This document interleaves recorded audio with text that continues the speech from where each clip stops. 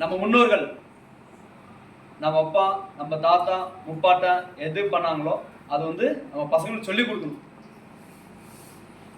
நம்ம வந்து நம்ம கலாச்சாரத்தை வந்து யாருக்கும் விட்டு கொடுக்க கூடாது. யுகங்களை வந்து நம்ம கருப்பசாமி கோயில் வந்து கும்பிட்டுட்டு இருக்கோம். அப்போ சாமிகளும் அதிகமாக இருக்கு. அதேனால வந்து ஜாதியில பிரிஞ்சு நிற்கிறாங்க. அந்த ஜாதி இந்த ஜாதின்னு சொல்லி பல பிரிவினை வந்து பிரிஞ்சு நிற்கிறாங்க. அது இருக்கக்கூடாது.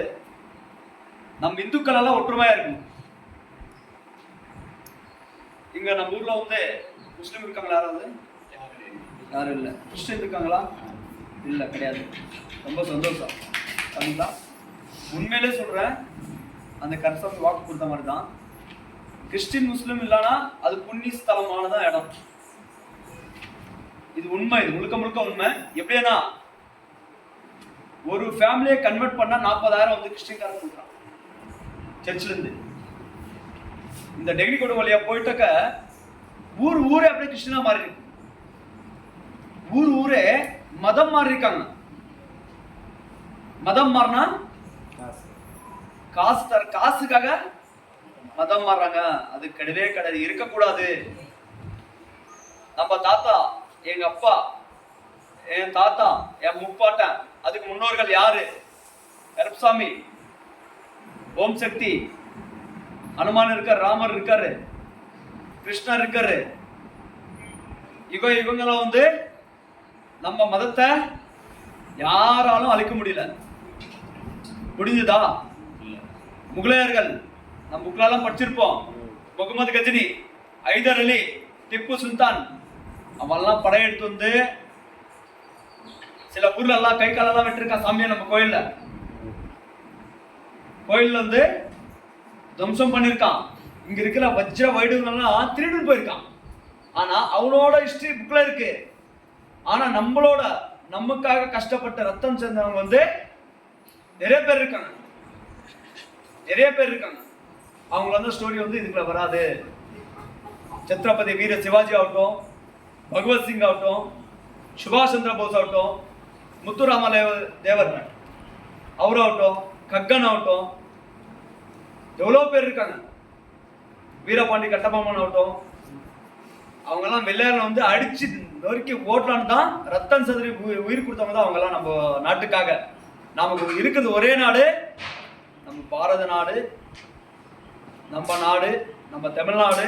நம்ம தமிழ்நாடுல பிறந்ததுக்கு வந்து ரொம்ப கொடுத்து வச்சிருக்கணும். புண்ணியஸ்தலம், மகா புண்ணியஸ்தலம். இது அதிகமா இருக்கிற கோயில் இடம் எதுன்னா நம்ம தமிழ்நாடு தான்.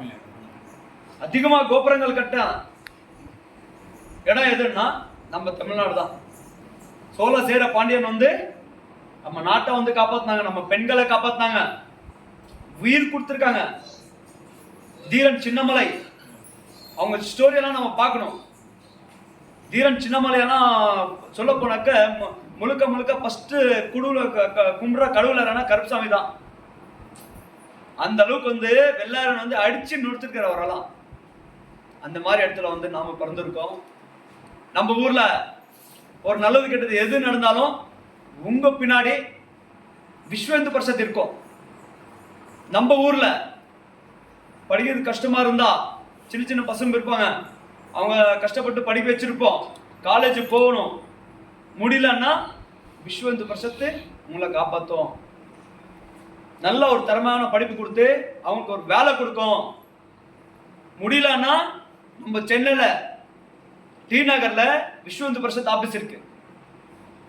கிட்டத்தட்ட வந்து 2500 பேர் வந்து ஃப்ரீயா வந்து எஜுகேஷன் படிக்க வச்சுட்டு இருக்காங்க பசங்களை, சின்ன பசங்களை. விஸ்வ இந்து பரிஷத்தை வந்து நம்மளால முடியல, நம்ம இதுக்கள் வந்து எவ்வளோ ஏழை இருக்காங்க, பசங்களை வந்து படிக்க வைக்க முடியலன்னா படிக்க வச்சு விராலாக்கி அவங்களுக்கு வந்து தரமான ஒரு வேலை கொடுத்து அவங்கள ஒரு எப்படின்னா ஒரு அவங்க காலம் ஒரு நிக்கிற மாதிரி ஒரு ஆளை வந்து வெளியிடுற மாதிரி தான் நம்ம தமிழ்நாடு விஸ்வ இந்து பரிஷத்து இயக்கம். இது பின்னாடி திரு வேதாந்தம்ஜின்னு இருக்காரு. திரு வேதாந்தம்ஜி தான் நம்மளோட குருநாதர், நிறுவனர். தமிழ்நாடு விஸ்வ இந்து பரிஷத்தோட நிறுவனர் யாரு? வேதாந்தம்ஜி. சில பேருக்கு லட்சக்கணக்கான பேருக்கு பூஜாரிகளுக்கு இன்னைக்கு வரைக்கும் 4000 ரூபாய் வந்து ஊதியம் வந்து வாங்கி கொடுத்துருக்காங்க பென்ஷனா நம்ம திரு வேதாந்தம்ஜி அவர்கள். ஆனால் வந்து இடையில வந்து சாமி சொன்னார், அப்பே நான் வந்து 40 வருஷம் வந்து ஜாயின் பண்ணேன், ஆனால் வந்து யாரும் கண்டுக்கலான்ட்டு.